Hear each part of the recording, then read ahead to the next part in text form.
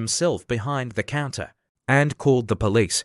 When the story was done, my colleague and I nearly died laughing. The policeman told me I could pick up my laptop from the station anytime.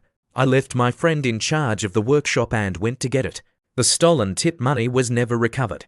Since the workshop belongs to me and I'm responsible for running it, I replaced my colleague's tip jar with a new one and put some money in it myself.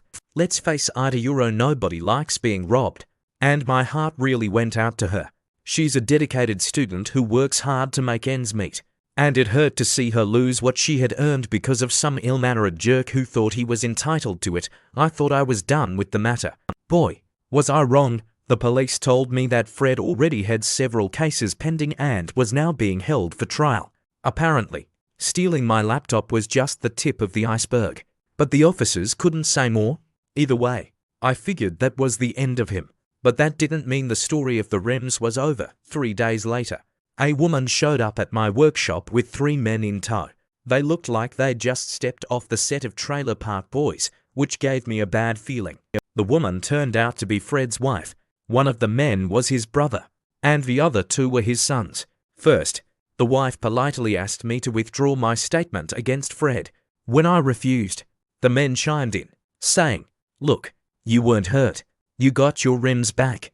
You don't even need to refund the money. Just drop the charges, yeah."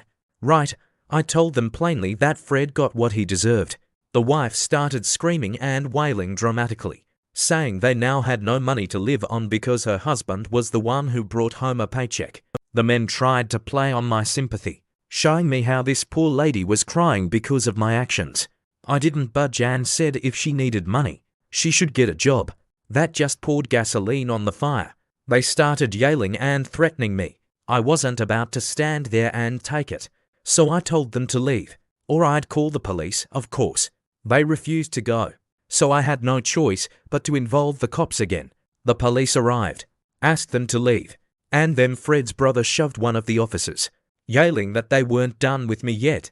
The police had to use force, handcuffing him for assaulting an officer on duty.